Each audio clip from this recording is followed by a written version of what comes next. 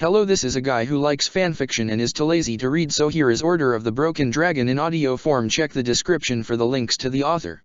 Chapter 12, Crestwood. Some days, I'm not sure why we bother keeping our activities secret, Carver said, wiping the gore from his blade. He looked around at the piles of Darkspawn corpses. It's not like anyone would believe a word of it anyway. What, 5 wardens versus 100 Darkspawn? Nathaniel twitched a shoulder. According to the tales told of the Blight, that's the usual warden morning exercise routine. Setida was in charge. Jaroth cast out his senses. He couldn't pick up any other traces of Darkspawn. Sounds about right. Nathaniel, you sensing any? No. I think we cleared this section. Tamarin, seal the tunnel, and let's head back to the surface. I have to admit, I'm surprised. Nathaniel retrieved one of his arrows from the eye of an emissary. I thought that Seeker led the Inquisition. And now the Herald does. Carver finished off a genlock that was still twitching. Anders' smile was broad. This is wonderful. He gestured. First Redcliffe, and now a mage leading the dash. He cut off as Nathaniel and Jaroth simultaneously whacked him in the back of the head. Sorry. He entered the Fade, letting his senses take him to the familiar dream. Vigilance had already pulled Loghain inside. Report. Corypheus. Shit. Varric met with Hawke and asked him to come to the Inquisition's new headquarters. Skyhold, in the Frostbacks. Never heard of it. Loghain nodded. Nor have I. Hawke is already on his way there. The wardens are being a bit more persistent in trying to apprehend me than I expected. Need assistance? He shook his head. I'm going to lay a false trail along the storm coast, then meet Hawke in Crestwood. The void is stirring. Vigilance folded his arms, traces of green light showing through his stone-like skin as he did. Something large is moving. The wardens are afraid. Stay with Loghain, as much as you can. Until he meets up with Hawke, you're the only backup he has. Jaroth sighed. We are in Orlais, not far from the Navaran border. With that Orlshian elf woman using the ways, we can't travel as freely. Our feet still work. I can probably manage to acquire a horse. Loghain's lips twitched just slightly. Until Merrill pronounces a griffin ready to fly. I think if we so much as suggested anything that might endanger one of the 13, she'd splatter pieces of us halfway across Thedas. Might have to wait for the next generation. Leliana took the bait. Danya is on her way. My information puts another warden there. Blackwool. Of all the... Loghain shook his head. Odious man. Really rather hoped he was dead. No such luck. Play nice. Jaroth glanced at Vigilance. Skyhold itself is warded. Vigilance won't be able to pull you into the Fade while you are inside its walls. But Danya is already there, and has her toys if you need to contact us. Jaroth found Anders leaning against a tree, staring out into the distance. You should get some sleep. Corypheus. Anders sighed. He petted the head of the calico Danya had dubbed Divine Lollipop. And I gave him a perfect playground. The circles rebelled, the Templars are pretty much his toys, and now it seems he's playing the wardens as well. To be fair, it appears he started playing the wardens sometime before your head got jammed firmly up your ass. Anders laughed bitterly. Not exactly a consolation. And now once again, Hawke has to go clean up my mess. I want to insist I go and help, but, even if he doesn't kill me on sight, I'd probably just make everything worse. Anders sighed. He doesn't deserve this. Loghain's backing him up. He gives the word, we'll lend our blades. Until then, your concern is the Darkspawn. You might as well go back to sleep. Anders sighed. I won't be anytime soon. He waited a moment. Commander. Yes. His eyes began to glow blue. I have been thinking about Aura. I imagine you have been. Only took you 3 years to work up the nerve to mention her name. Justice flinched.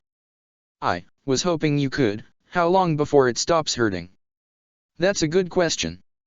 I rather hope you don't find the answer. Commander. Because if the day comes that you don't regret the part you played in her death, that you don't feel a pang at the mention of her name, I will end you. Slowly the spirit nodded. Thank you. He heard footsteps, and put a hand on his blade. The red-haired woman who entered was slight, and carried a staff. He drew the blade, and then heard Hawk's voice. It's just us. I brought the Inquisitor. Loghain sheathed the sword, and nodded. Warden Loghain MacTier. I believe we have a common cause, Inquisitor. Recognition dawned in her eyes when he said his name. There was a Loghain who joined the Wardens after he lost Ferelden's throne. The traitor Tern. Yes. I've heard all the names. And those whose opinions mattered knew better. Then that's you. She actually looked surprised. He'd have thought Hawk would have filled her in. Likely, there had been something shiny and the man had been distracted before getting the chance. It still amazed him sometimes that Gabriel was Carver's brother. More so that he was the elder brother. I have been a warden for 10 years. They will never fully consider me theirs. Something I've had cause to be grateful for recently. She gave him a respectful bow. I'll take all the help I can get. I know the Wardens have troubles of their own. She glanced back at her companions, then looked from him to Hawk. I wonder, though. Might those troubles have anything to do with Corypheus? I believe so. After Hawk killed Corypheus, Weishaupt was content to forget the whole affair. Assuming, of course, they weren't on some level behind the whole affair. If an archdemon can survive seemingly mortal wounds, why not Corypheus? I began to investigate. He gestured for her to examine the notes on the table. I found evidence but no proof. And then, soon after, every warden in Orlais began to hear the calling. Hawk narrowed his eyes. I recall that being a bad thing, but I don't recall you telling me about all this. Carver had been extremely insistent that Hawk not be told until it became necessary. He'd been convinced his brother would run off and get himself killed. But, it was probably not wise to mention that to Hawk. I didn't believe it concerned you. Hawk glared, but the Inquisitor spoke before he got the chance. Is the calling some sort of Grey Warden ritual? No use lying now. Hawk knew enough to call him on it if he tried, and in the man's current mood, he undoubtedly would. The calling is a portent, like crows circling the battlefield before the fighting. It tells the warden that his time has come. First are the dreams. Then a voice whispers in the back of the warden's head, just at the edge of hearing. That is when the warden goes down to the deep roads, to die with honor. And every Grey Warden in Orlais is hearing that right now. Concern filled Hawk's voice. They think they're dying. Yes, thanks to Corypheus, I believe. On that, Jarath had been certain.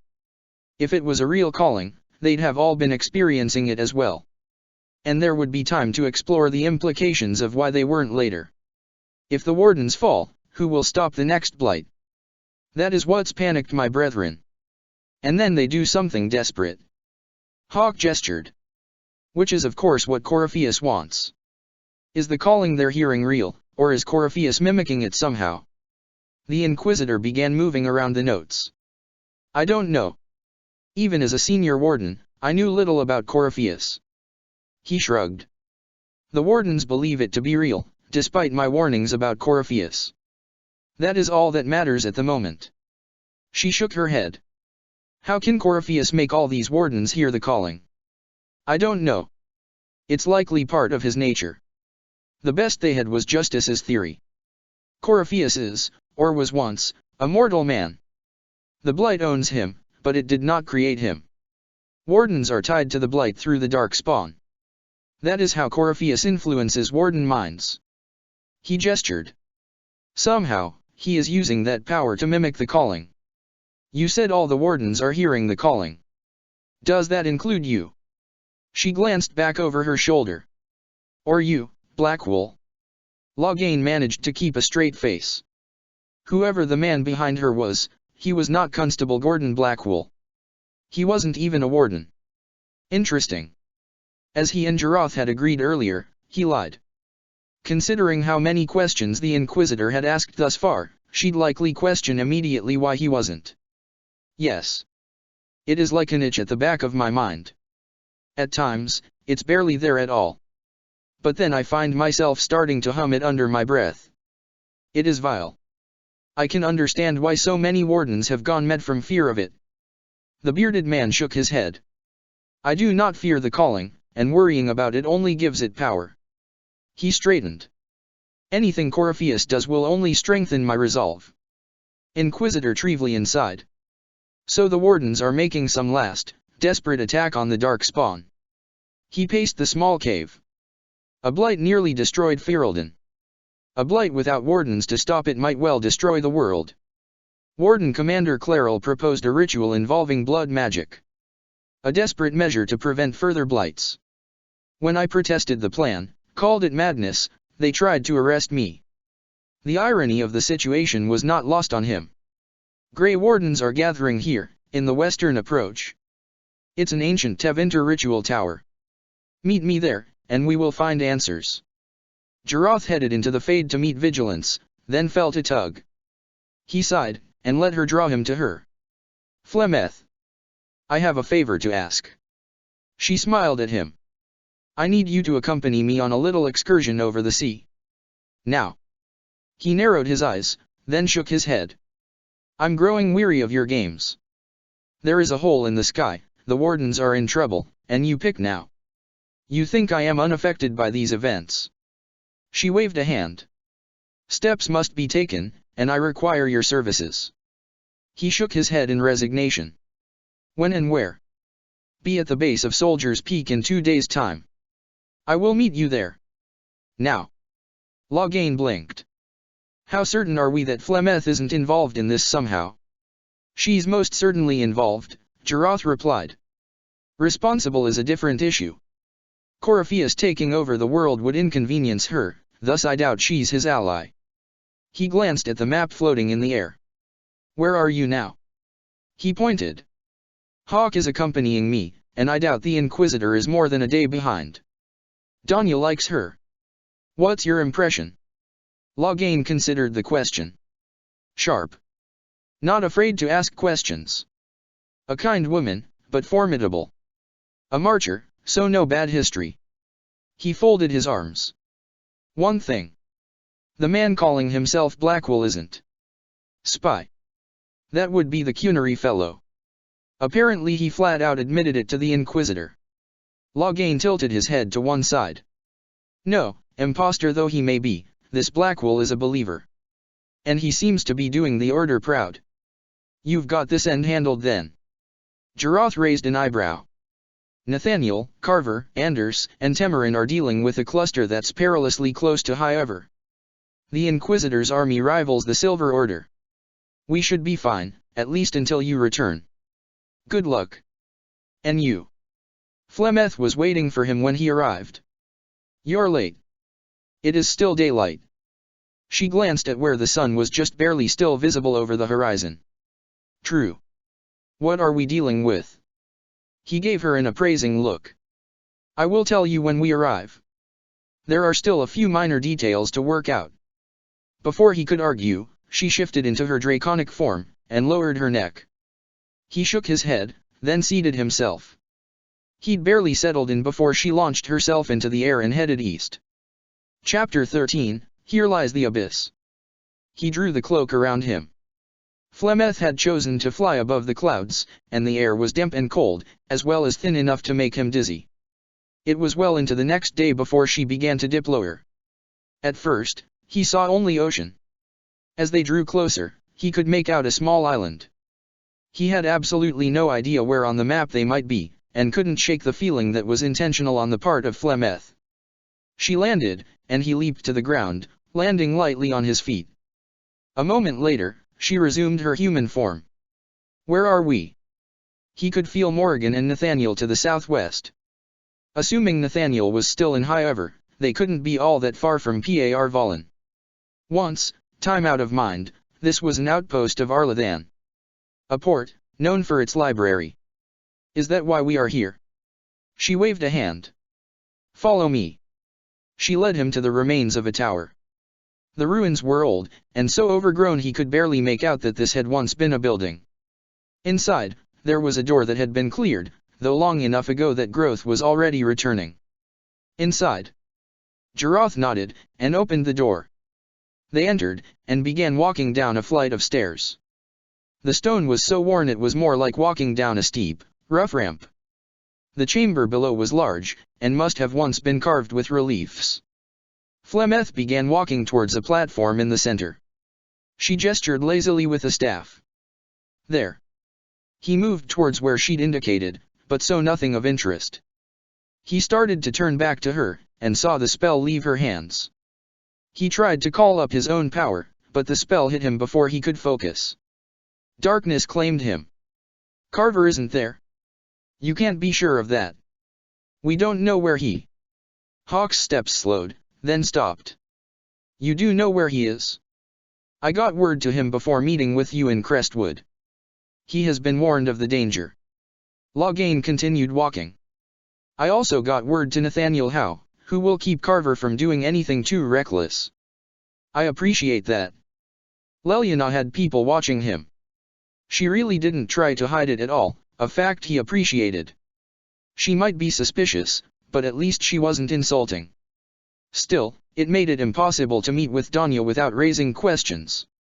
He made the excuse of wanting to see the siege engines to get out of Skyhold. It was believable, at least. The problem was that Commander Cullen personally offered to show him, and he had no good way to turn the man down. They spoke of tactics as they walked. The other man knew his trade, and the questions he asked were good ones. When it came to deploying mages in battle, the former Templar was likely his superior at tactics. He did take Loghain's suggestion regarding tower shields for the men on the rams. They went over choke points within the fortress itself, and determined the best location to send up ladders. It was the better part of 3 hours before he could find a few moments to himself, safely out of earshot. Vigilance. I am here. Let the commander know I will camp outside the walls tonight. We need to talk. I cannot. He is warded from me. Loghain blinked. Get Nathaniel. We may have a considerable problem. Loghain folded his arms and stared across the floating table at Nathaniel and Carver. Anders' eyes glowed with the blue light that indicated it was Justice currently in control, as generally happened when they met in the Fade. Vigilance stood to the other spirit's right, his own eyes glowing green. What do you mean warded from you? Carver asked. I thought you could find him anywhere. I know his location, Vigilance replied. I simply cannot get there. Whether it is the location itself, or the presence of her I cannot say. But he's alive? Carver asked. Yes, Nathaniel and Vigilance replied simultaneously. The Inquisition is marching on Adamant, Loghain said. On the order. He leaned on the table, which failed to lower back to the ground. And frankly, I'm not certain they are wrong to do so. He explained to the others what had happened at the ritual tower. Not just the calling then, or hearing voices. Nathaniel's eyes narrowed. He's actually controlling them. Beyond mere influence. Justice folded his arms, then gestured with one hand. No doubt through the binding they thought would control the demons. It is possible if the demons were slain, the wardens would regain their own minds. Loghain nodded. I was hoping you'd say that. But we don't know how many demons we face. There may not be many mages among the wardens, but if they can bind more than one demon. The stronger ones can, Vigilance said. Or bind stronger demons. Bloody Orlshian maniacs. Sedita would never have allowed this, Nathaniel said. I think we now know why they had to get her out of the way. He slammed a fist down on the table, and it crashed to the ground. And Flemeth has pulled Jarath away. No doubt she knows exactly what is happening in Adamant. Loghain clenched his fists. And has a fair idea of how he'd react to this news. Could she want this to happen? Carver asked. I mean. He glanced at Justice. Like the Chantry. Where are you now? Loghain asked. However, tracking a pack through the roads. Nathaniel sighed. We can get to you, but that would. No. Keep to your task. Inquisition forces should be sufficient. Cullen's built a good army, and I'd no doubt he can take the fort. Loghain met Nathaniel's eyes. Nathaniel nodded, then glanced at the green spirit. Vigilance, focus your efforts on the commander. I don't know what Flemeth's game is, but he may need your help. He folded his arms. Loghain, save as many as you can, but stop Claril. I do not believe the Inquisitor will kill anyone she does not have to. Good to hear. We'll deal with these spawn, then start moving towards Skyhold. That may not be wise. Justice gestured. Corypheus can control wardens, he has done it to Anders already. We do not know the limits of our own defenses against this ability. Loghain sighed. You have a point. So what, we stay hidden while you march off into danger? Carver shook his head violently. You are a few men about to brace a couple hundred dark spawn. Loghain smiled fondly at the younger man. I could argue I am considerably safer than you are. But yes. Better to risk one than all. I should go. My brother is in the thick of his mess. I'll look after him. Until we hear from the commander, hold your course. Agreed, Nathaniel said. Jarath woke to find himself lying on what seemed to be an altar. Sunlight streamed in from long since broken windows. He rose, and looked around. There was no smell of salt in the air, and he could hear no water outside. And perhaps most disturbingly of all, he could sense neither Morrigan nor Nathaniel. He reached out towards Vigilance, but received no response. A low growl escaped him, and he stalked towards the door. Interesting. Flemeth's voice came from the balcony above. He looked up, and saw her lounging in a carved stone chair. Throne might have been a better word. He headed for the stairs. I expected it to be days yet before you woke. Where are we? A temple, lost long ago. Far from other islands, and surrounded by reefs. Ships do not come here, thus it has remained untouched these long years. And the next question is, why are we here? He stopped a few feet from her, his eyes narrowed. His sword was laying on the table next to her. His head came up sharply, and he stared at her. No. More importantly. How long have we been here? A few days. Days. He took an angry step towards her. You knock me unconscious and, why? What have you done to the wardens? I have done nothing to the wardens, lad. I do not count them among my enemies. She rose gracefully. Why keep me from their battle? I could not risk you. He stared. Risk me? He shook his head. Risk me? What the hell do you mean you could not risk me? I mean, boy, that there is more going on than you know. So tell me. I cannot, because I do know. Perhaps, in this, I know you better than you know yourself. And I know how you will react to certain pieces of information. Adamant will fall. The order will continue. Does that answer satisfy you? No. Who am I? What the hell kind of question is that? She smiled. If you knew the answer, you would know why I ask. Something swirled behind her yellow eyes. Who are you? He started to answer, then shook his head. You tell me. You are a mistake. An error made by another. An opportunity of which I have taken great advantage, with the potential to become so very much more. A chance. You are my daughter's husband, and her guardian. You are both the slayer and father of a god. A hope. Perhaps my last, should things play out a certain way. She spread her hands. You and I were not meant to be, boy, and yet here we both stand. You've warded this place. There are decisions that must be made. And two favors remain. Chips of stone flew as he smashed his fist into one of the columns. He felt some small satisfaction in seeing her jump. I do not have time for your games. People are dying. Slowly, she started to smile. And you care? Of course I care. I did not abandon them, I left to protect them. His eyes went to the blade, and then he shook his head. There was no way of knowing if killing her would drop the wards, and at the moment, she was his only way back. I have done what you asked, Flemeth. Why play this game? I cannot deny that you have certainly held up your end of our bargain. She tilted her head. And I do regret that I have shattered our accord. A path is coming full circle. Riddles. Hints. Jiroth wanted to punch the column again, reduce it to rubble. Indeed. Recruiting Loghain has certainly served you well. And retrieving your catspaw from Kirkwall. Redemption is the best revenge. Flemeth threw back her head and laughed merrily. He blinked. She had to put a hand on the railing to steady herself. Ah. Oh my. She laughed again. You thought I was talking about Anders. A slow chill went through his blood. He kept his face calm as he saw Adamant begin to crumble. Despite having made few friends among the Orlshian wardens, there were men he knew and respected dying on this walls. Commander Cullen began leading the Inquisitor to where the ram was breaching the gates, and Loghain followed. The Fade. He was standing physically in the Fade. What happened?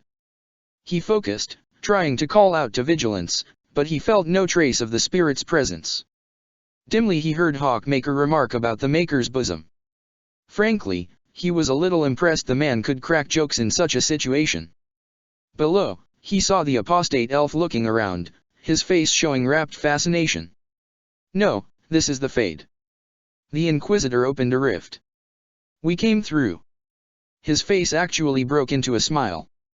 And survived. I never thought I would ever find myself here physically. He gestured. Look. The Black City, almost close enough to touch. 1,000 years ago, he'd told Jiroth that he would follow the man into the Black City. He'd meant it as a metaphor. The Inquisitor shook her head. This must be very exciting for you, Salas. Any advice you have on what exactly's going on would be wonderful. The other spirit, Cole, freaked out a bit and had to be calmed down by both the Inquisitor and Salas. If this was the domain of another spirit, perhaps calling out to vigilance was not the wisest course of action. And the presence of 3 powerful mages could easily be detrimental to his friend. Especially if they were here physically. The others were still talking. He started to climb down from the floating rock. In the real world, the rift producing the demons was nearby, in the main hall. Could we return to the world through that? Trevelyan nodded at him. It sounds like our best option. She pointed. There. Let's go. What risk would I face at Adamant? More than one. Flemeth kept her pace slow as they walked around the temple, as though it were a lazy and carefree stroll. She gestured at a wall. Read that. He glanced at it. It's a poem. A chant used to keep time while training with Blade's End. He trailed off, then looked again. It's written in Elvish. Is it? I don't know how to read Elvish. Ah.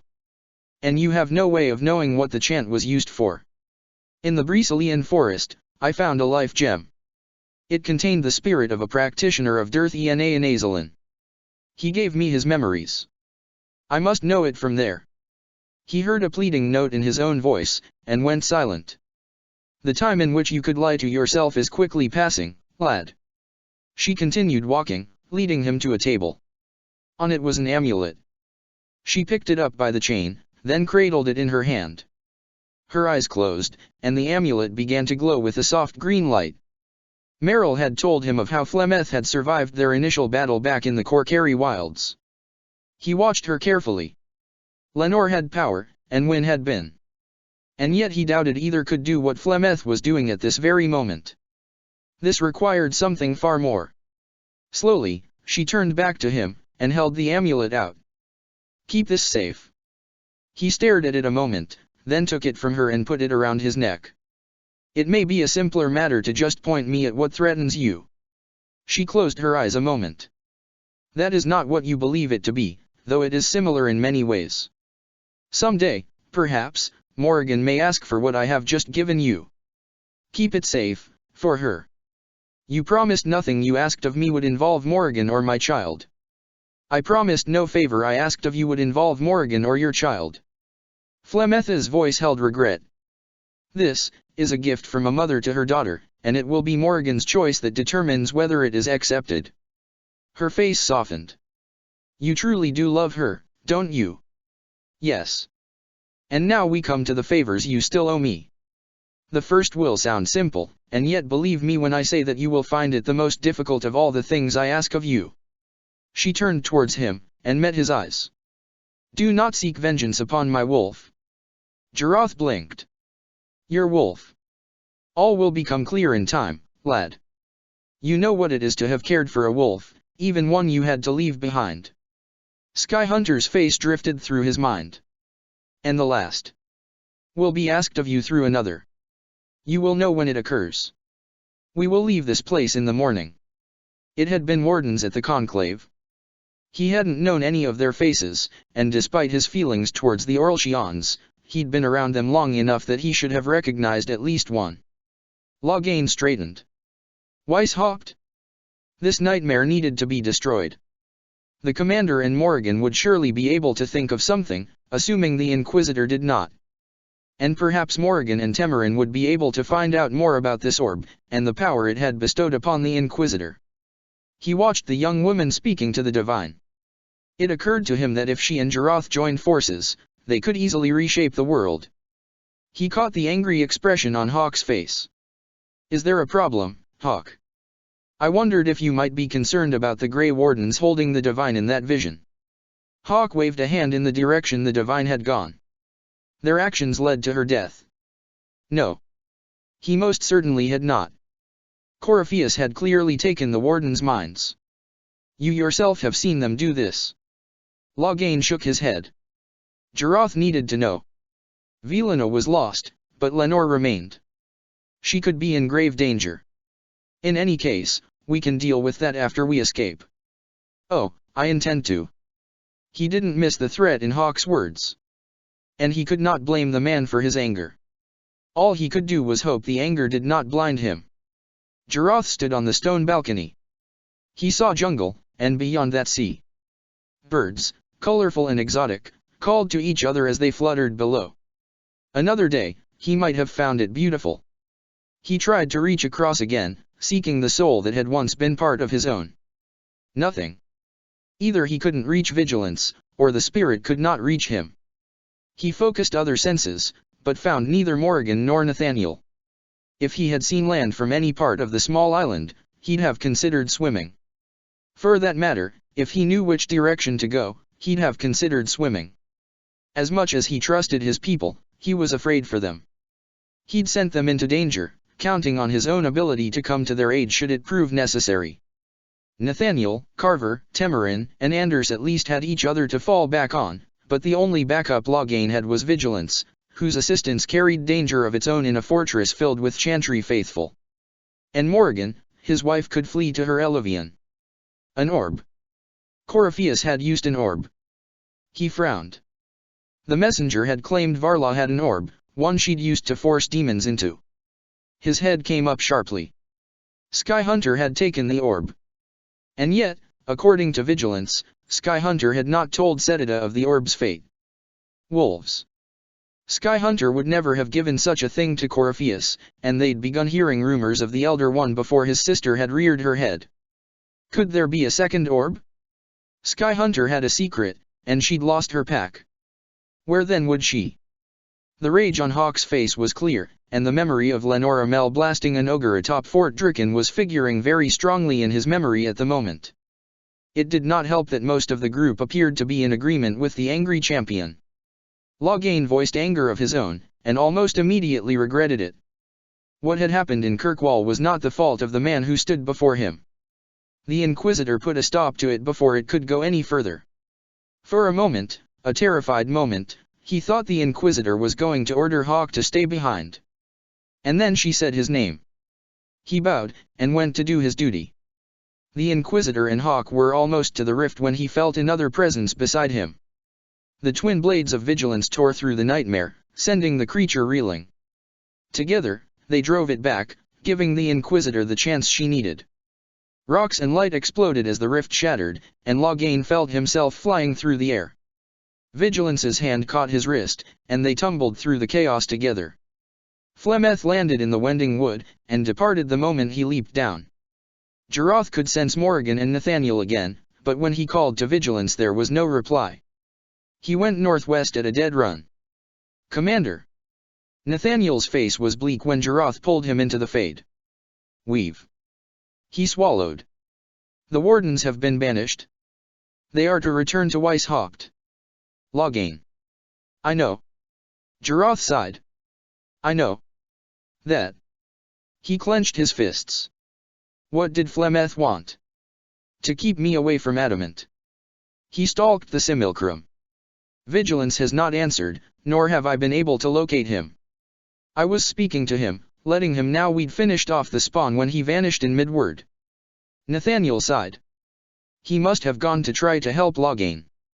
I'll find them, Nathaniel. Aye. Nathaniel nodded. Orders, sir. Meet me at Ostagar. I'll be there soon. He kept his hood up as he walked towards the sanctuary. No wardens remained at the keep, but the flags of the Silver Order and the knighthood both flew from its walls. Someone had planted saplings recently. The carved markers told the names. Sedida. Sigrun. Okaran. Bruhan. Vilana. Pedrig. Sky Hunter. He stopped before Sky Hunters, and stared at it a moment. Then he continued walking to a tree that stood just outside the sanctuary, looking down upon it. Sky Hunter's eyes had been wet as she gently mounded the earth over the roots of the ironbark sapling. The lady had sacrificed herself for her beloved wolves, one of which had nearly been him. The act had deserved more honor than they'd been able to give it in those rushed days. He caressed the rough bark. Someone had placed a stone at the base of the tree. He moved it, then began to dig. Gently, so as not to disturb the roots. He found it a foot down. A sphere of grey metal. It was cold to the touch, and did not warm in his hand. He tucked it away, then replaced the dirt in stone. One last glance at the vigil, and he was moving south. Chapter 14, Rescue from the Fade. Of all the stupid, nug-brained, ass-headed. Carver punctuated the insults with punches at an old training dummy he'd leaned against the wall. It wasn't holding up well under the assault. He stood there and let her banish the wardens. With a darkspawn magi stir on the loose, one he let out, he stands there and lets her banish the wardens. He sent pieces of the dummy flying. And she left the general in the bloody fade. You can't blame your brother, Carver. Carver began kicking the remains of the dummy, continuing to rant as if he hadn't heard a word. Nathaniel sighed, and decided to just let the younger man work it out. He really couldn't blame him. Loghain had been something of a father to Carver, helping the younger man temper his anger. Particularly the anger towards his brother, which now appeared to be back in full force. Nathaniel glanced towards the other members of their group. Anders sat silently against the wall, eyes closed. Or perhaps it was Justice who sat there, seeking their other spirit companion. He'd no doubt Vigilance had gone to try to help Loghain, and no clue what that meant for the spirit's fate. Temarin was fiddling with one of his little devices, repeatedly taking it apart and putting it back together. The others were still behind the mirror. They would need to be told. He cast out his senses, and felt their commander drawing near. Only a few miles away now, and moving fast. He'd always assumed that Vigilance was the reason he could sense Jarotha's location. Some residue from the fact they'd both been possessed by the same spirit, a bit years apart. At the moment, though, he wasn't so sure. Another dummy was leaned against the wall, and Carver continued venting his rage. His rant continued, though the words were barely coherent. They were wardens. He wasn't sure any of them knew how to be anything else after all these years. Nathaniel turned as Jaroth entered the remains of the tower. Commander. Jaroth nodded. Anders got to his feet, and Temarin set down his device. Carver punched the dummy one more time, then turned around to face the man they'd all sworn to follow. Jaroth spoke without preamble. Carver, your brother is overseeing the retreat of the wardens. He's not someone I want in Weishaupt's hands. Retrieve him. And his family. Take them to Lenore, use the fact that she's a warden mage to get him thinking she needs his protection. She might. What about the rest of the wardens? Remind them that the Inquisitor's authority is limited, and tell them there have been sightings of intelligent darkspawn in the Free Marches. He glanced over. Nathaniel, contact the messenger. Arrange for some sightings of intelligent darkspawn in the Free Marches. He turned towards Temarin. The Qunari are beginning to take an interest in what is going on. Your call. Do we bring Tal Saad all the way in? Tamarin considered the question for several moments. Yes. Get her. Carver stepped forward. Sir, Loghain, and Vigilance. Justice and I are heading into the Fade. But. Carver shook his head, his face bleak. Carver, I understand. Jarath gave the other man a sad smile. It's a small comfort, I know, but think on this. If he's gone, he went out a hero, showing up every single warden in Orlais. He stressed the last word heavily. Carver snorted a small laugh. Probably laughing the whole time. Regroup at the Eyrie. We are going to have a lot to discuss. Carver was prepared for a fight. As angry as he was over what had happened, he almost wanted one. An argument. Punches thrown.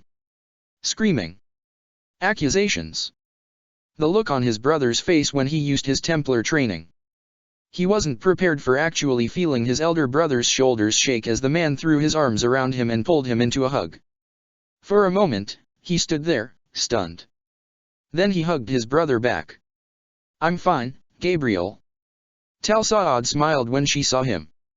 Tamarin, I wasn't expecting you. She led him into a private alcove. I haven't found anything yet. That's not why I'm here. Tamarin hesitated, then looked up at her. The Qunari are considering an alliance with the Inquisition. She blinked. How could you possibly know? She shook her head. They are trying to locate a good potential joint mission as a starting point, and they've already got a member of the Ben Hasrat inside. I could probably manage to be part of the envoy, if you need. We may. He took a breath. The commander sent me to make you an offer. He'll bring you all the way in, tell you everything. But to join the Wardens is to leave everything else behind. Yes. Silence descended. Tal Saad rubbed lightly at one of her horns. Then she met Tamarin's eyes. Yes. Nathaniel. The messenger greeted him with a toothy smile. The Wardens have need. A sighting, one that hints at a lot of spawn. And voices heard. The messenger nodded. Where? Free marches. He unrolled the map on a nearby boulder. More than one sighting would be good, but then make yourself scarce. We are trying to lure in Wardens. The risen Magi stir. The messenger growled. One who inflicted my kind on the world. He noted the map. Here and here are being best. Plenty of minds, lots of witnesses. I will be seeing it done. He tilted his head. I would be joining you again, after. Are you sure? Nathaniel raised an eyebrow. I am not being the architects.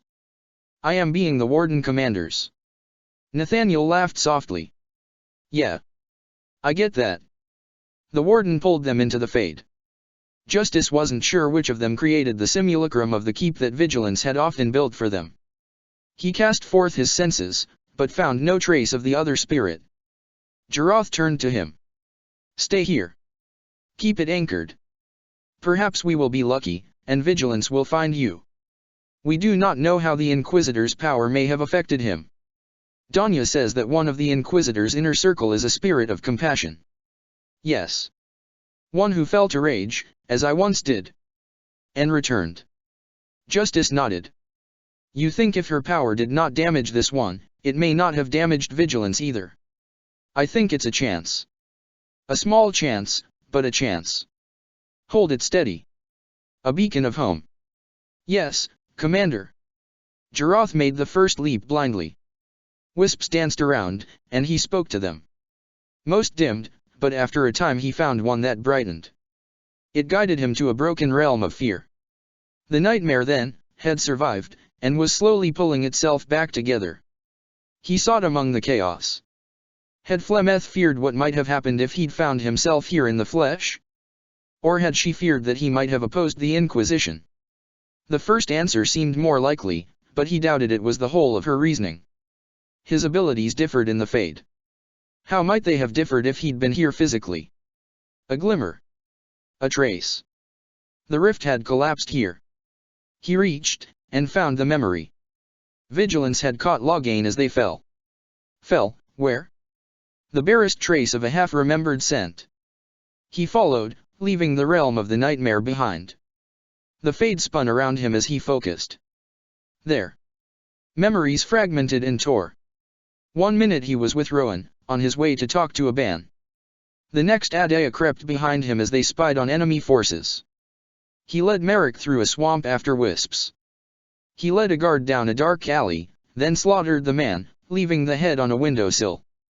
Adaya's blade killed the Orlshian soldier trying to sneak up on him as he put arrows into the men trying to reach Merrick. He drove his shoulder into a guard's legs so an elven girl could run, and was whipped for it. He led the night elves to ambush a supply caravan, then rode next to Rowan as they charged an enemy line. 3 Templars died to a griffin-hilt dagger held in his hand. He braided Anara's hair, then cheered alongside Nathaniel as Carver managed to put Jaroth on the ground with a well-timed counter-strike. His mother smiled fondly as he carried Kieran on his shoulder.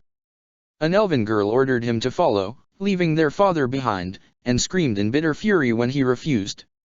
He told Anara how proud he was of how she'd brought Gweren back to life. From the back of a dragon he saw Kaelin die. A shadow remained with him, a presence he managed to be aware of without ever truly noticing. Another was there. Tattered and broken pieces of something ancient, forged into something new. To be feared had it not been familiar. He reached out, and was caught. Justice felt the call, and poured as much strength as he could into the beacon. A moment later, the simulacrum snapped into sharper reality. It forged, formed, and focused. A figure stood in the center of the keep. Carver smiled as Merrill led Tal-Saad over to one of the griffins. The horned woman appeared completely enraptured by the beasts. But then, the griffins seemed to have that effect on everyone. The biggest of them weighed in at over half a ton. He'd assumed that the riders would have been limited to the elves in their group, but the griffins had proved able to lift off carrying both him and Loghain in full armor. The thought of the man had him glancing again at the mirror. They'd moved the griffins back to Thedas some months ago, but the mirror was still the only way on or off the island save for the griffins themselves. Someday, perhaps, they'd build a dock and ships could come and go, but that day could wait until the griffins numbered in the thousands once more. 3 clutches of eggs were already laid, and he wasn't sure who tended them more fiercely, Riemas or the mother griffins. Goats were thriving in the valley. Carinal, Valia, and Merrill regularly rode the griffins to hunt as part of their training. Watching Merrill on the back of her favorite, a black-feathered beauty she called Tamlin, never failed to lift his spirits. Light gleamed as the Eluvian opened. Everyone got to their feet as Jaroth entered, followed by Anders and a man in his early 30s that looked vaguely familiar. Carver started to ask, and then his jaw dropped. Loghain. Good to see you all as well. Nathaniel shook his head. How, what? The Fade is a place of perception. Jaroth glanced over his shoulder. When I found him, he was caught up in a memory. It's... He twitched a shoulder. Complicated. And... He sighed. Complicated. Did you also find vigilance? Loghain's eyes suddenly glowed green. Yes. Well. Temerin summed it up for everyone. Shit. I will not lie to you. There will be costs to this. To who we are, and what we will become. So I will tell you all I have learned, from Flemeth and other sources. I will tell you what has been done. And then you will have a choice to make. You can walk away. Go back to your lives, with no memories of this conversation. But if you choose to stay, choose to follow, there is no turning back. They all followed. Good to know his people were barking mad. The architect's previous attempts regarding Razikael failed. He has learned of Corypheus. Corypheus nearly destroyed him once, and I think some small part of him remembers that. He's going to make a more direct attempt. All the intelligent Darkspawn under his command are on their way to the location of the lair beneath Lake Calenhood. Do we have a plan? Anders asked. Yes. Jaroth met his eyes and smiled. Yours. Wait, mine. You once asked me if I intended to march a bunch of explosives into the deep roads and make them go away. Yes. At least part of them. We don't have the wardens to call on anymore. What we do have is you, Temerin, Tal-Saad, and a big dim lake. Carinal nodded. And Darkspawn drown. So do wardens, Riemus said. We also have Meryl. And a mirror. Meryl's eyes widened, and she started to smile. Chapter 15, well, shit. I've got news. Riemus waved a parchment. Latest from Danya. She smiled. Folks might want to sit down for this. Don't keep us in suspense. Carver sat, and Meryl promptly placed herself in his lap. He kissed her nose affectionately. Brujn, Setida, and Sigrun are alive. A whetstone flew out of Loghain's hand. A moment later, the assembled wardens burst into noise. Riemus waited until the various cheers had died down. Brujn confirmed that the tunnel was collapsed intentionally, and it was done by one of the wardens sent by Weishaupt. The Inquisition seems to be of the belief that the Venatori were responsible. Setida and Sigrun are returning to the Vigil, and Setida has agreed to train Inquisition forces in Darkspawn tactics. Brujn has chosen to remain at Skyhold. Riemus looked up. She underlined chosen 3 times. So he doesn't need us to rescue him. Additionally, due in part to the reports they've given, the Inquisitor has given an order that Senior Wardens Carver Hawk and Nathaniel Howe are to be arrested and taken to Skyhold should they be encountered. Setida co-signed the order. Nathaniel blinked. Guess I should have returned a couple of her missives. And they apparently added Loghain's name to the memorial at Haven. Kind of them. Loghain went back to sliding the retrieved whetstone back over his sword. Least they could do after getting you killed. Remember the good old days when you could walk for miles beneath the deep roads and not run into anyone but Darkspawn? Nathaniel shook his head. There have always been lyrium smugglers in the deep roads. These red ones though. Carver frowned. Nasty stuff.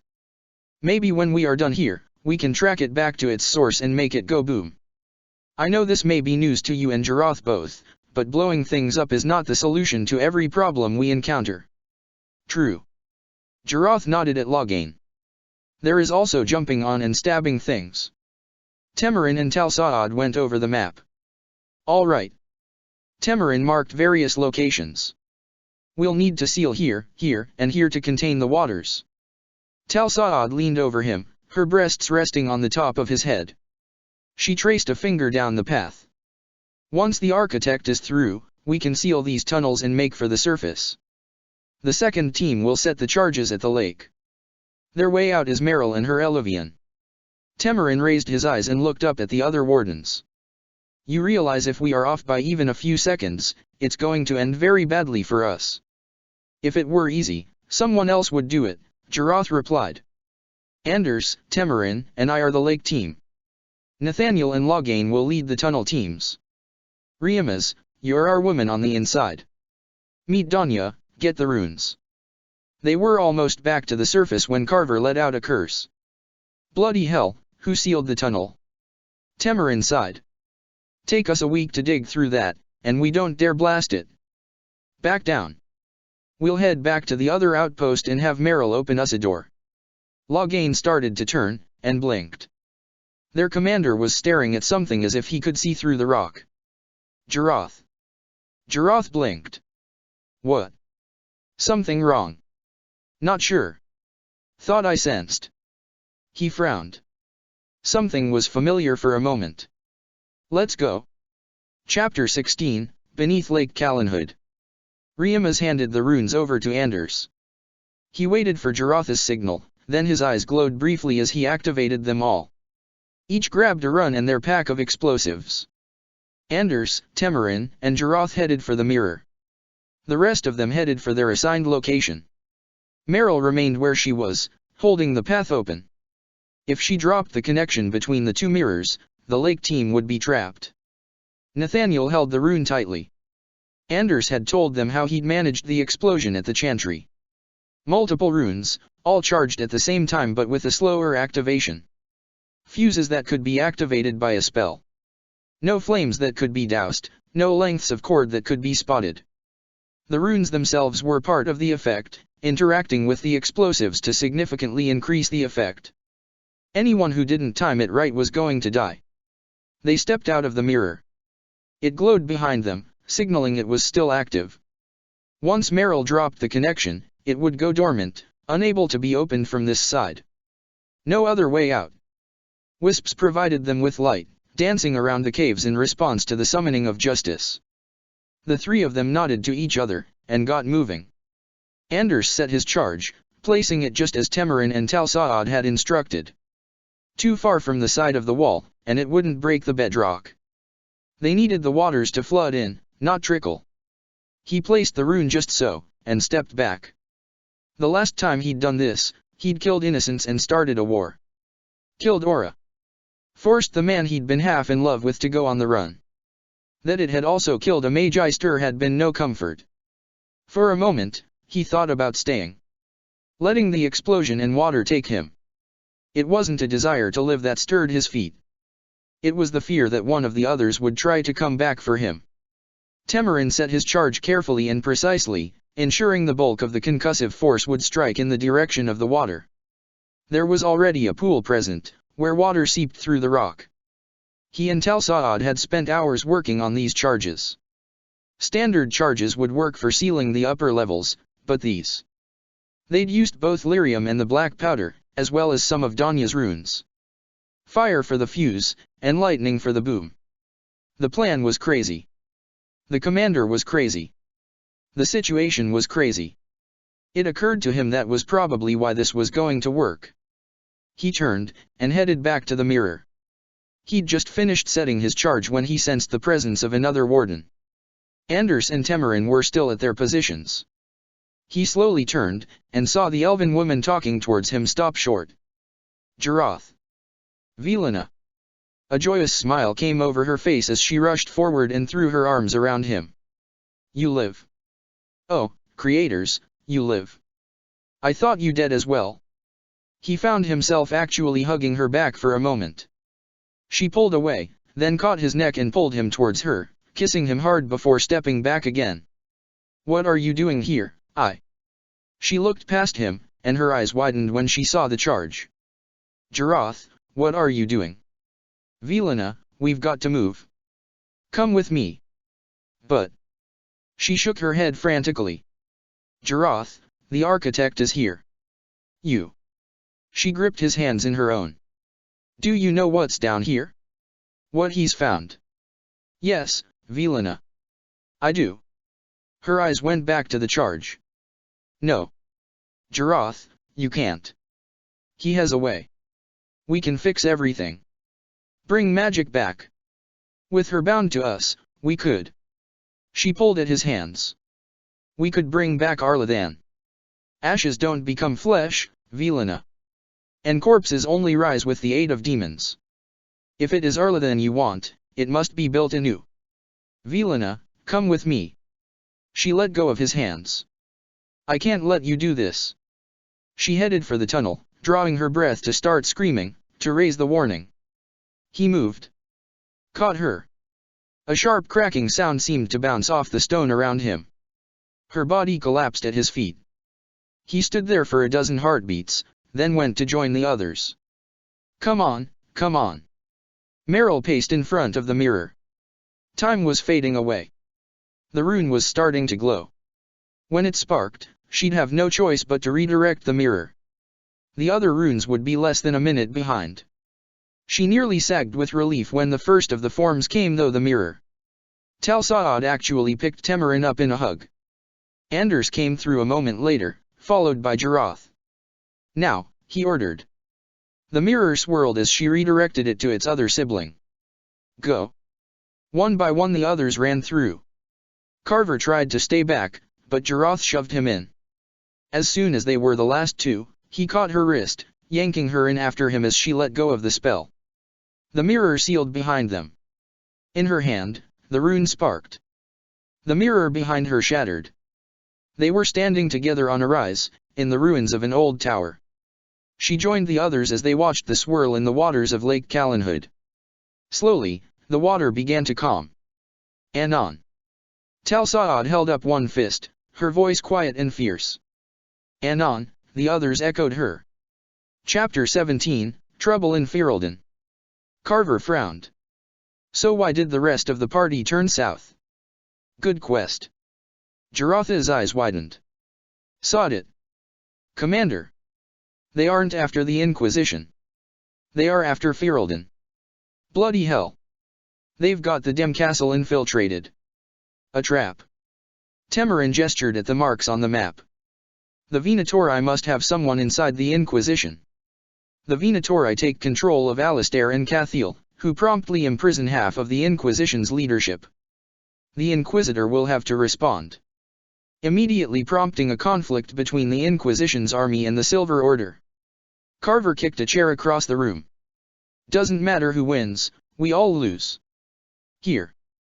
Jaroth tapped the map. The Venator's main force is here. Nathaniel, take the others and hit them. We don't need a wipe, just need to disrupt them loud enough that the Silver Order takes notice. Soon as you see the flag, clear out. Remember, the Inquisitor has capture orders out on you and Carver. And Anders won't fare much better. Understood. You are going into the castle, then. What about Bruhan? How could he sense a dead man? Must have been a Venatori plot. Jaroth smiled. Loghain, I'm going to need vigilance in the Fade if we are to stop the Venatori from controlling the Wardens. Understood. The Queen. This way, Your Majesty. Alistair glanced over his shoulder at Tegan and Cullen before following the elf out of the room. He kept his hand on his sword. The elf led him to one of the bedrooms, and he looked inside to see all three wardens laid on the bed. Are they asleep? Something about the elf's voice nagged at him. And he was sensing. He shook his head. Drugged. In the Fade. In the... Something clicked, and Alistair whirled, grabbing the elf by the shoulder and slamming him into the wall. He pulled the hood from the elf's head. You. Jaroth nodded. Me. You, where the, what, how? He released the other man and punched the wall. You, left. No word. Nothing. Gone. Just gone. Disappeared. Fell right off the face of the world. We thought you were dead. Maker's breath, did you see what was in the sky? What happened to the wardens? He shook his head. We needed you. The elf nodded slowly, then sank to one knee. The moment that was true, my king, I came. Alistair closed his eyes, then nodded. Yes. You did. What happens now? They should awake free of Venatori control. I do not know if they will remember the events of tonight. Alistair nodded. Will this work on other wardens? The satchel contains instructions to duplicate the process. The Inquisition has plenty of mages. The rest, everything I've managed to uncover about the Venatori is in there. Alistair picked up the satchel, then walked over to where Jaroth knelt. You're alive. Cathiel is going to kill you. The thought. Jaroth sighed. Crossed my mind.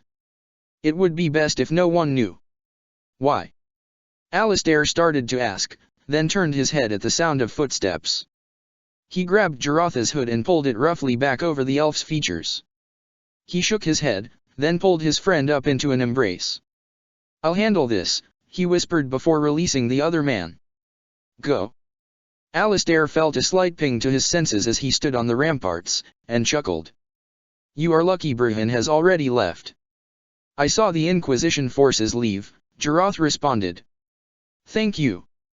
I should definitely be the one thanking you, Alistair responded. They are okay. He that Magister, the one you killed, he used Cathiel and Setida as shields. Dared me to come through them. He could have ordered her to kill me. And then you. He shook his head. You kept Duncan safe. You gave Cathiel back to me. You protected Ferelden. He smiled, then added as an afterthought, pretty sure you saved my life a couple times tonight also. I had a spare moment or two, Jaroth replied.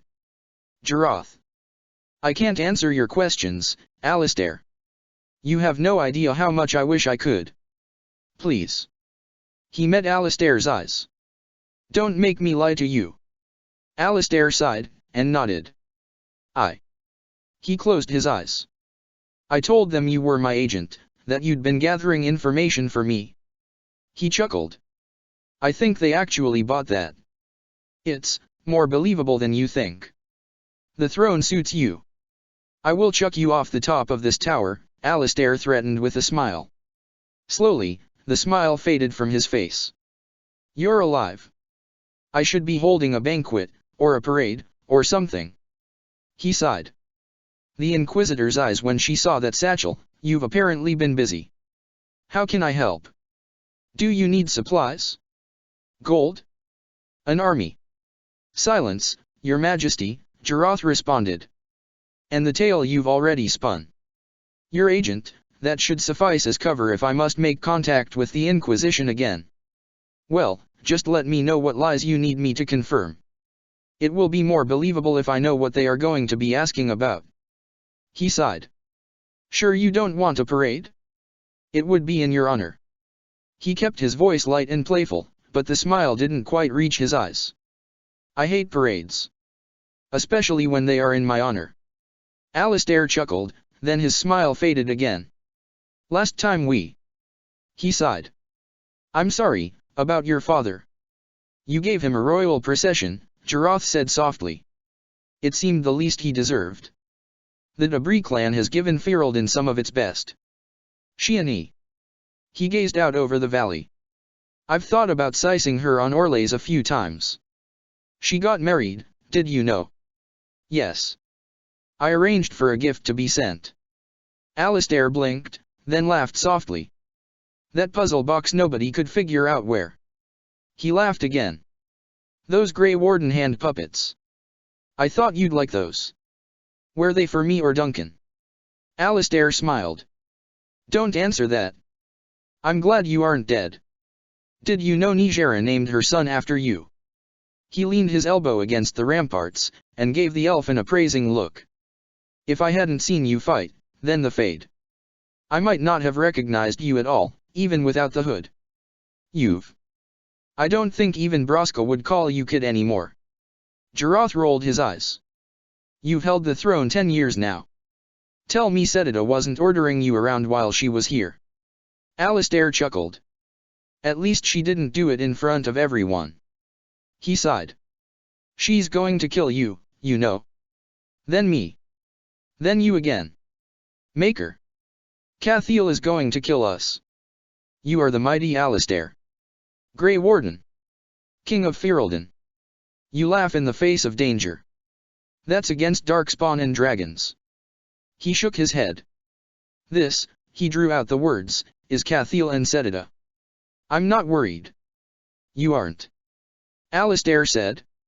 I can outrun you. Alistair laughed, then hugged the other man tightly. I've missed you. I'm sorry. Now let go of me. Alistair held him a moment longer, pulling him off his feet before finally releasing him. Whatever you are doing. He sighed. Don't just vanish again. Jarath sighed. I can't promise anything, Alistair. I left because Ferelden would have paid the price if I stayed. I'll try to keep in touch, but I will not risk you. Alistair nodded slowly. Then his eyes widened. Someone wiped a Darkspawn nest under however. I'm still a warden, Your Majesty. Maker watch over you, my friend. Chapter 18, Road to Orlais. They stood out on the bluffs, watching the moonlight dance across the water. She already has a tree, at least. Nathaniel threw a stone and watched it arc into the ocean waves. A cherry tree? Nathaniel winced. She'd hate that. Jarath threw a stone of his own. She'd have wanted Dol Amithel. Not prickly enough. Hawthorn. He picked up another rock, tossed it up, caught it, and flung it out into the sea. So how shall her story end? She faced an archdemon below Lake Calenhood, and died. Jarath hurled another stone. A legend for the Dalish. It's as true as most of their tales. Good point. Merrill and Valia clutched each other's hands as they watched the eggs hatch. The mother griffin crooned softly as Riemas stroked her head. She all but held her breath as the last egg split to reveal a healthy-looking chick. 51. Valia hugged Merrill. 51 griffins. Carinal laughed softly. You'd think you had given birth to them yourselves. Remus snorted. You just know 3 ages from now that's what they are going to call her. Valia, Mother of Griffins. There are worse titles, Merrill said. 2 more clutches laid. We'll need a secondary soon. As soon as Corypheus is dealt with, we should consider presenting a breeding pair to the King and Queen of Ferelden. They are wardens after all. Valia smiled. But the commander is right. The island needs to stay a secret. Her eyes widened. We'll need to see about getting some apprentice griffin wranglers. Merrill suddenly blushed fiercely. Well, Carver and I may have. I think Valia made a happy squealing sound as she hugged Merrill. Remus moved in to throw her arms around both the elven women. I'm going to be an auntie, she declared happily. Nathaniel rather unashamedly dipped Merrill into a kiss, earning a glare and several threats from Carver. Tal Saad responded by grabbing Carver and dipping him into a kiss, an act which caused Anders to nearly fall over from laughter. To Merrill and Carver. Loghain held up a glass. Merrill and Carver, the others echoed. Morrigan walked back to her study, ignoring the stares. There were a few polite nods in her direction, and even a friendly smile here and there. The elven servant opened the door for her, then followed her into the room. As soon as the door lock clicked, she turned and pinned her husband to the wall. He returned the kiss, holding him to her tightly with one hand as he used the other to undo the lacing on her dress. Half a lifetime later, she lay with her head pillowed on his chest, listening to the sound of his heartbeat. 'Tis possible one day we may consider using the bed. Where is the fun in that? Jarath ran his fingers through her hair. Carver and Merrill are going to have a baby. Genuine delight showed in Morrigan's eyes. So Kieran shall have cousins. He misses everyone dreadfully. We will all be together again soon. We just have to see a would-be god killed first.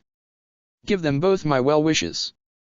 And see that Merrill is warned about Loghain and Maberry. Jarath laughed. He's planning on getting Kieran a pup as soon as business in Orlais is concluded.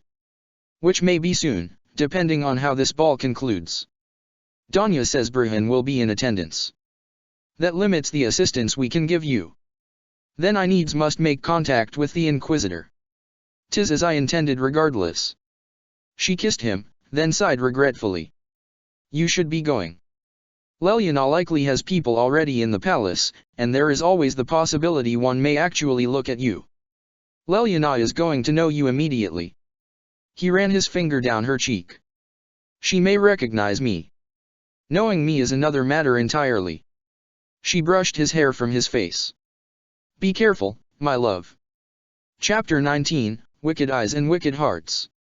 The man pulled a knife and lunged. She caught his wrist easily, yanking him off balance, and sent him flying into the wall. Her spell hit him before he could rise. He jerked and writhed, then went still. A faint wisp of smoke rose from his eyes. Morrigan searched his corpse quickly before leaving the scene. A key. Would that her husband and companions were here. The Inquisitor was too much of an unknown quantity to predict just how to approach her. Perhaps it would be better to take the key to Leliana or Bruhan instead. No. Either would spend too much time demanding explanations, and time was a precious commodity. She'd been happy to learn of Bruhan's survival, but the man's presence was making everything more difficult than necessary. Nathaniel could be here, masked and playing the noble. Send an assassin to catch an assassin.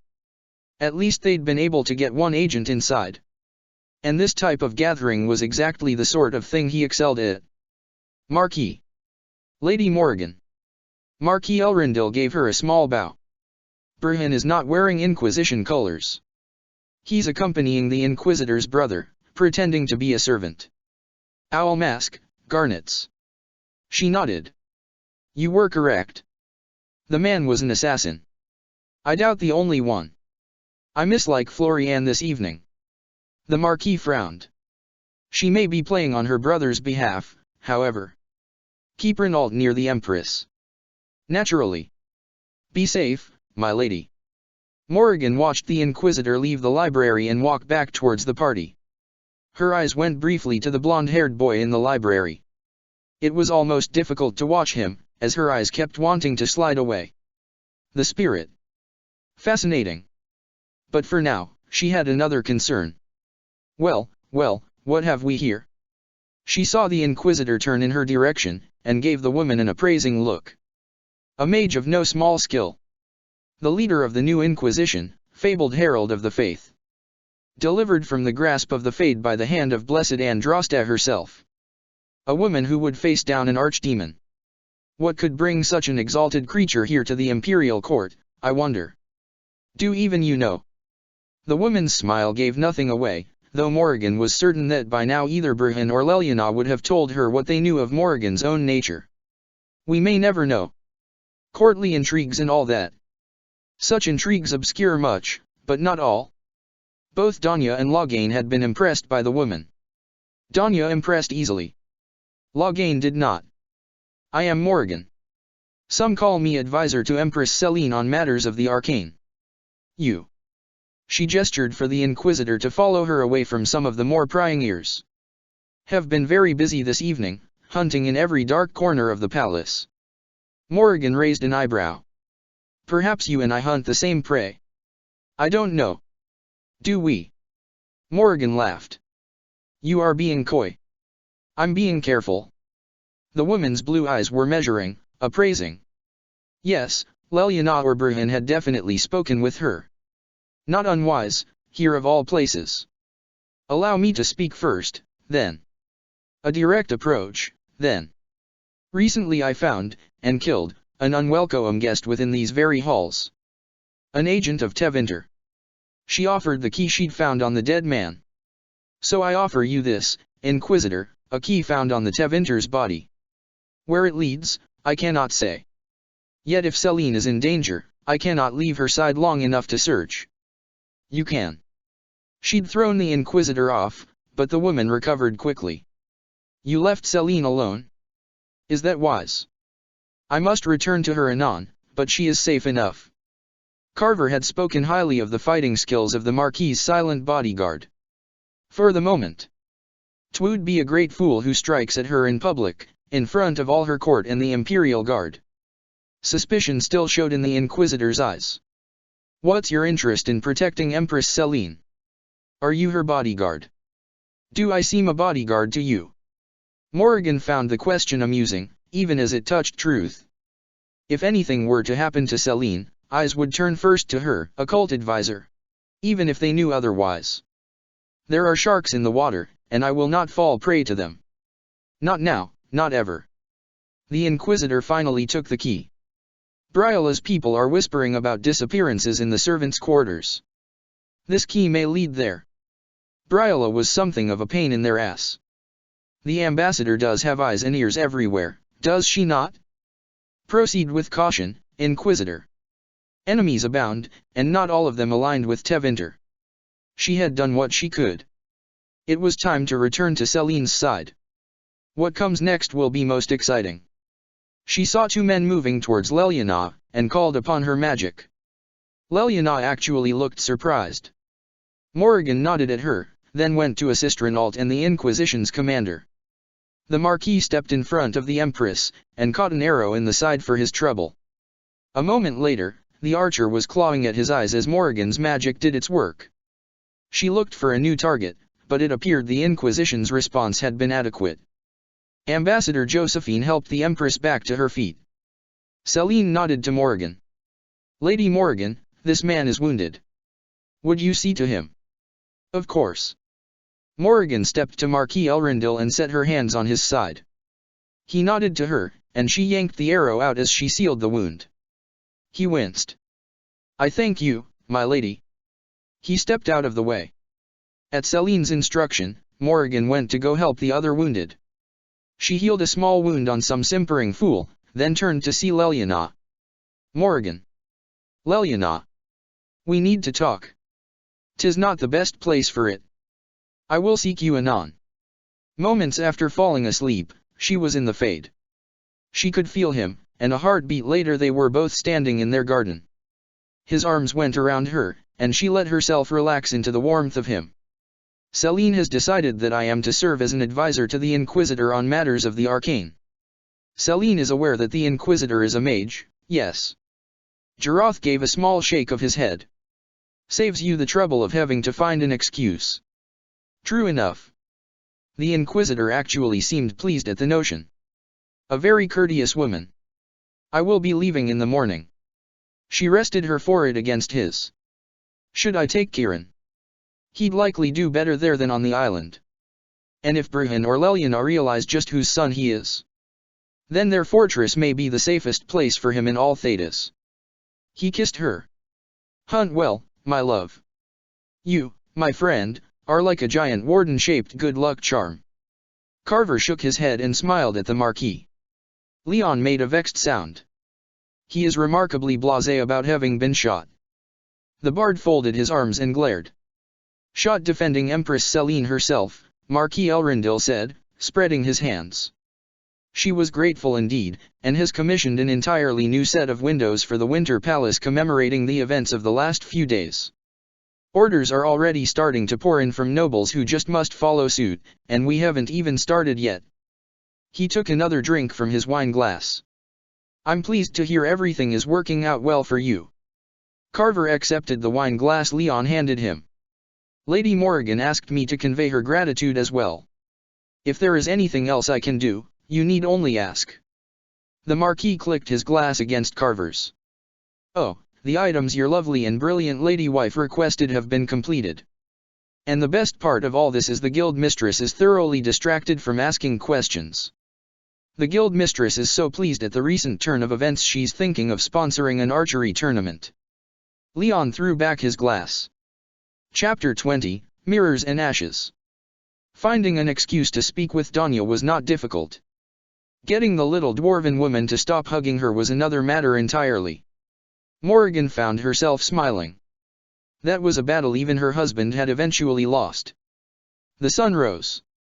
The rain fell. And Danya hugged. Some things simply were. They filled each other in on all recent developments. Danya was clearly enjoying her role with the Inquisition, and waxed lyrical about her latest creations. Morrigan found herself hugging the girl back when they parted. Kieran was asleep. She tucked the covers over him gently. He'd have a cousin soon. She laughed quietly at herself. It was rather ridiculous to realize just how much she was looking forward to the upcoming birth of Meryl's child. It was almost at an end, and then her family could all be together once more. Bloody hell, the Inquisition is here. Nathaniel narrowed his eyes.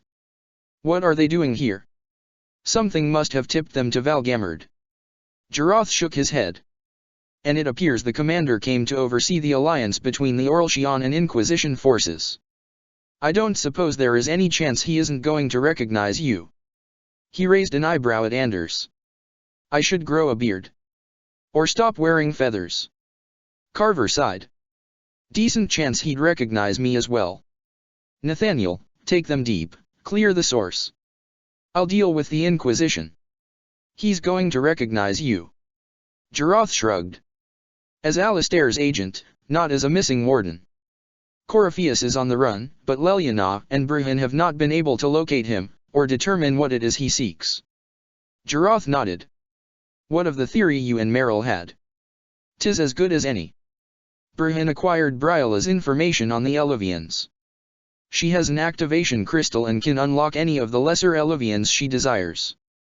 The greater Eluvians, those of Mythil, are still a puzzle to her. And Corypheus could redirect one of these into the Fate itself. 'Twould take considerable power. Much more than that possessed by Meryl or myself. With the orb, however. Morrigan sighed. He seeks something elven. Something associated with Mythil. She tilted her head. Could you find another? Undoubtedly. Do so. I will pass the information to the Inquisitor. If there is anything to the theory, Leliana and Bruhan will find it. She kissed him before exiting the Fade. Meryl. She looked up from where she was hovering over Anders. The other mage was healing a broken wing on one of the fledglings. Yes, Commander. Might need your help. Up for some travel. My help. She blinked. Oh, of course. Where are we going? He went to a chest, and a moment later had removed what she recognized as a phylactery. He turned it this way and that, then glanced back at her. Guerin. Meryl clutched her staff as she followed the warden through the streets of Guerin. The air was heavy with the smell of salt and fish. It was odd, seeing Dalish elves in the marketplace, selling Dalish wares. Terna Anara had been a good neighbor to the Dalish settlement, and both communities had prospered under the arrangement. She kept her hood up. The odds of running into any of her clan were slim, but years of accompanying Hawk had taught her not to trust the odds. Jarath and the phylactery lead them to a modest two-story house on the road that led to the Dalish settlement. He entered without knocking, and removed his hood as soon as he was in the house. Meryl followed suit. A Dalish woman came into the room, weapons drawn. "Who are you and what are you?" The blades lowered, and the woman's jaw fell to her knees. "Warden Commander Arian." Jarath gave the woman a small bow. A human entered behind the Dalish. He went visibly pale. "You. Finn. It's safe." "I kept it safe, Relax, Finn." Jarath held up a hand. "That's not why I'm here. We need to find another Elevian." He accepted the tea Arian offered, and stood with her while Meryl and Finn worked. Arian had offered to retrieve the lights of Arlathan, but Meryl thought she and Finn might be able to manage the ritual without them. "You and Finn?" Arian smirked. "It's not like that. Somebody has to look out for him." She shrugged. "With what you gave him to look after?" Arian trailed off.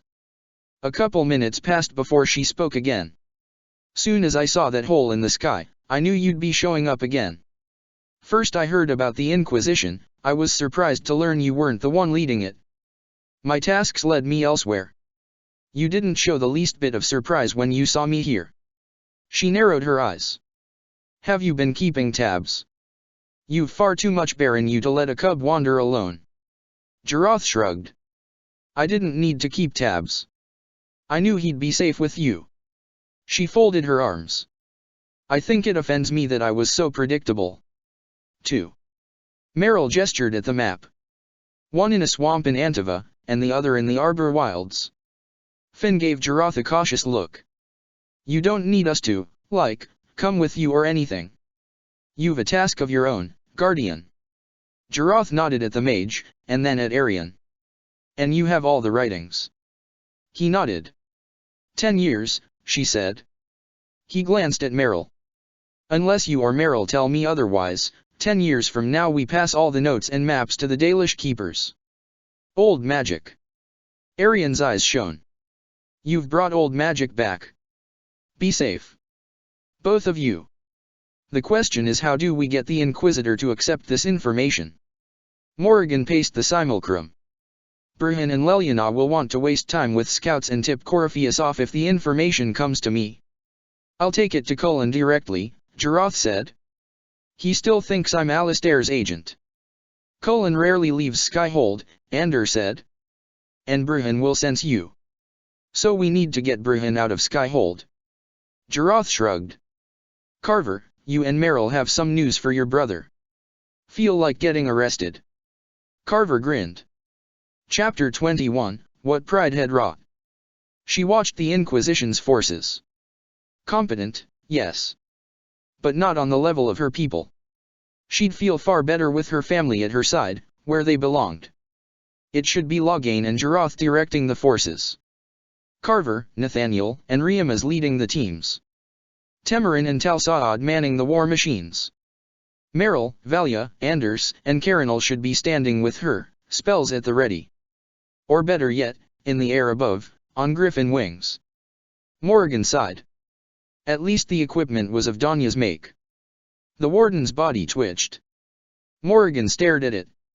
It started to rise, changing. Corpy hues. Corypheus was taking their bodies. Her husband's face flashed in her eyes. This was why Flemeth had wanted him to stay away. She must have known. Corypheus was taking the wardens. It cannot be. Panic filled her. If Corypheus. If he added the abilities of Jarath or the others to his own. No. She would not allow it. It appeared she and Meryl had been wrong about Corypheus's goal, but not his destination. Some element of luck was on their side, at least. Whatever it was he was after, they had a chance to reach it first.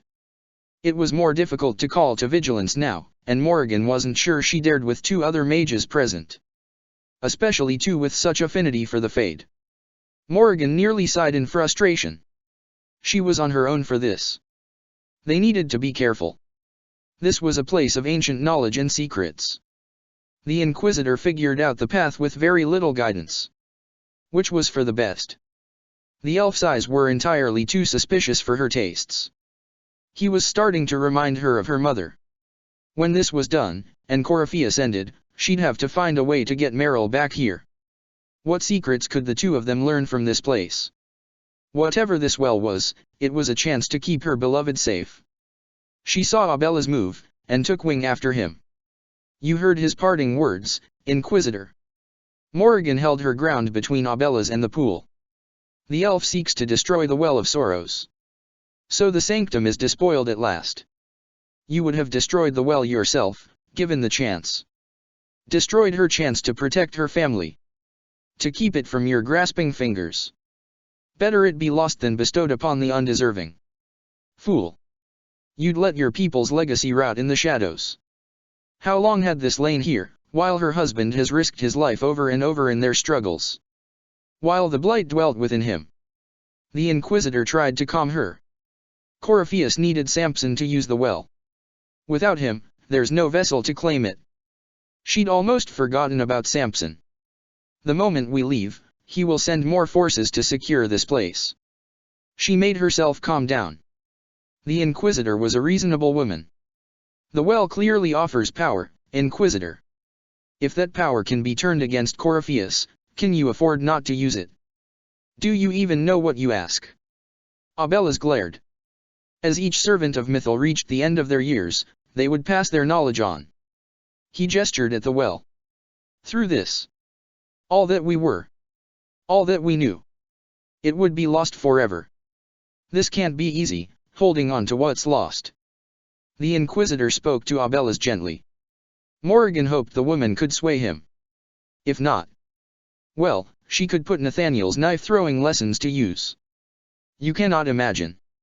Each time we awaken, it slips further from our grasp. There are other places, friend. Other duties. Your people yet linger. Salas joined his voice to the Inquisitors. Elvain such as you. Yes. Such as I. Her husband was Elvin. She wondered if that would make a difference. No. She dared not take the risk of Corypheus learning of him. Not until she knew she could protect him. Morrigan saw Abella's sigh, and realized that the Inquisitor was getting through to the man. You have shown respect to Mythal, and there is a righteousness in you I cannot deny. Is that your desire? To partake of the Virabalasan as best you can, to fight your enemy. Not without your permission. Morrigan wanted to sigh at the Inquisitor's words. This was not the time for modesty. With what was in the well, she could teach her son, prepare him for what was to come. One does not obtain permission. One obtains the right. The Virabalasan may be too much for a mortal to comprehend. He let his shoulders slump. Brave it if you must, but know you this, you shall be bound forever to the will of Mythal. Bound? To a goddess who no longer exists, if she ever did. Bound, as we are bound. The choice is yours. The Inquisitor tilted her head at Abella's. Is it possible this Mythal might still exist? Anything is possible. Now was not the time. Elven legend states that Mythal was tricked by Fenharil and banished to the beyond. Elven legend is wrong. The Dread Wolf had nothing to do with her murder. Morrigan blinked. Murder? I said nothing of dash. She was slain, if a god truly can be. Betrayed by those who destroyed this temple. Yet the Virabalasan remains. As do we. That is something. Are you leaving the temple? Our duty ends. Why remain? He waved one hand in a defeated gesture. There is a place for you, Lethalin. Salas nodded to the man respectfully. If you seek it. Morrigan decided she'd let Jarath know of the man. Perhaps her husband would track him down. Perhaps there are places the Shemlin have not touched. It may be that only Othenera awaits us. The blissful sleep of eternity, never to awaken. If fate is kind. Or maybe she wouldn't.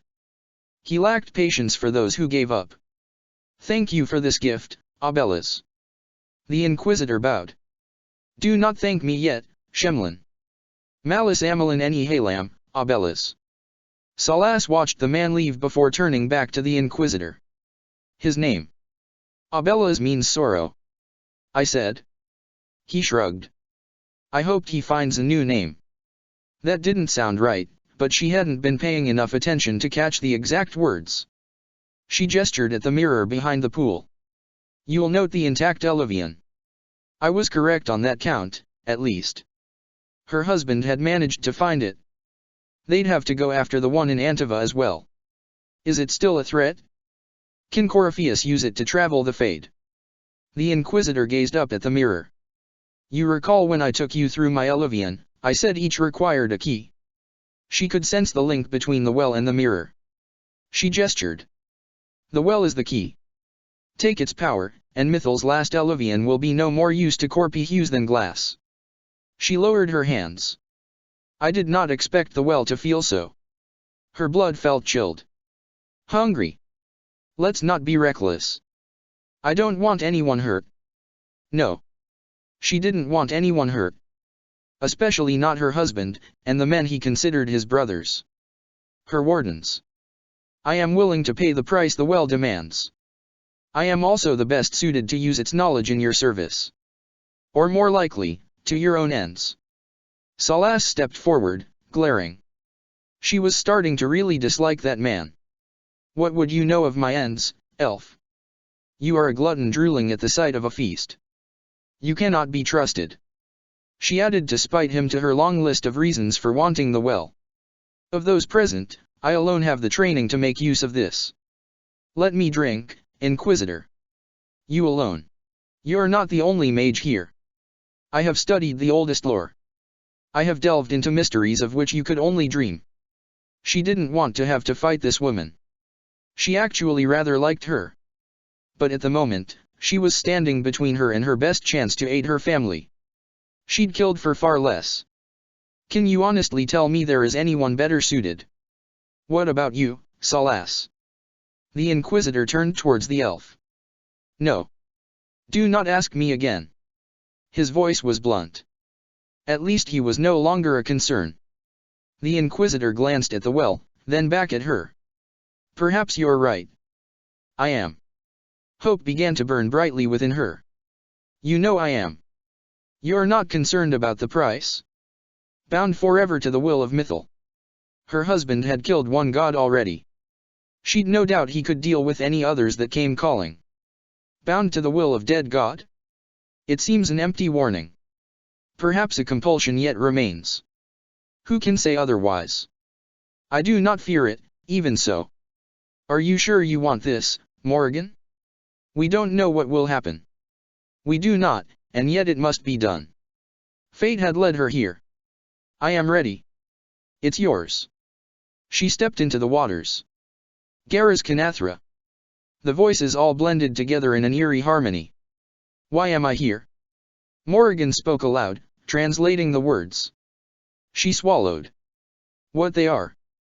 What they will become. I must help them. I must protect them. The voices whispered to her, barely understandable. Anything. For them, anything. Take what you wish. Vir Mythalin asked. It flooded into her. Ancient knowledge, burning behind her eyes. She thought she screamed. The wardens in the free marches should be able to deal with that nest in Antiva. Put a note in one of House Braska's dead drops. He'll take care of the rest. Carinal nodded. I'll handle it. The Inquisition still has enough forces out at the western approach that they should be able to deal with the... Jarotha's head came up sharply. His eyes went completely black, and there was nothing elven in his snarl. The room brightened as both justice and vigilance surged. Nathaniel caught the edge of the table to keep himself from falling. Jaroth clenched his fists, and forced himself to take a deep breath. Morrigan. Fear crept into Meryl's voice.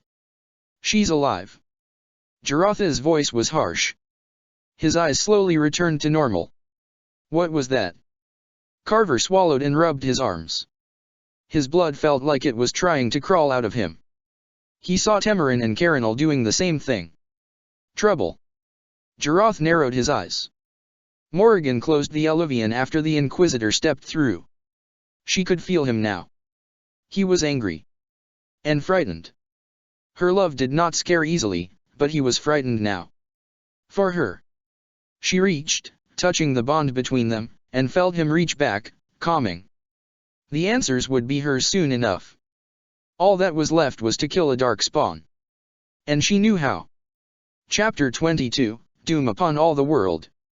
We are not going to have this argument. She folded her hands and glared at him across the floating table. You risk your life constantly, throwing yourself into harm's way. The battles you've fought just on my behalf. She gestured. This one was mine. Jiroth sighed.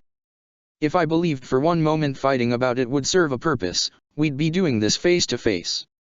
He shook his head. Danya said Corypheus's Red Templar army broke. It did. The Inquisition's army is still in the wilds, finishing out the last of them. There is movement in the trenches. He still had one more army. Morrigan's eyes widened. If it's on the march, the Inquisition's army will never reform in time. Guess we have a job to do. The children aren't happy when mommy and daddy are fighting. Why did I drag you out of the Fade again? Jiroth raised an eyebrow at Loghain. Because threatening to shove me back in amuses you. Jiroth opened his mouth, and then shrugged. A bit, yeah. He walked over to where the map was spread out. That's a lot of darkspawn. The architect is no longer dividing their numbers. The problem is they are too spread out.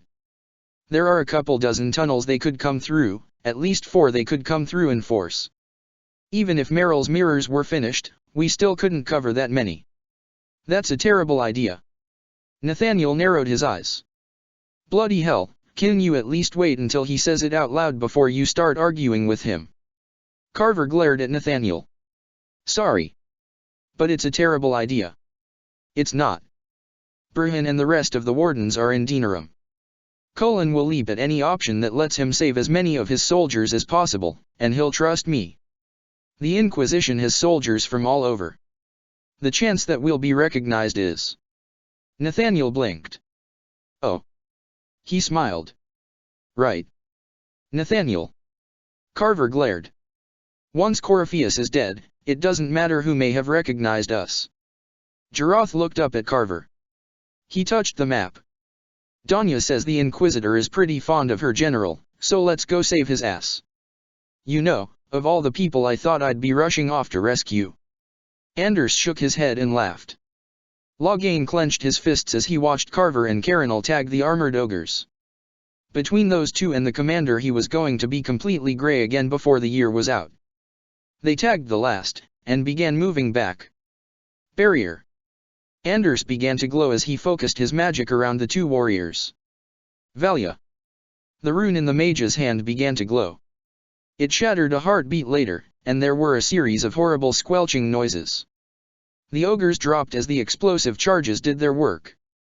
Tal Saad and Tamarin were moving in the moment he gave the signal, setting the charges. From next to him, Nathaniel sent an arrow into the emissary that was gathering its magic.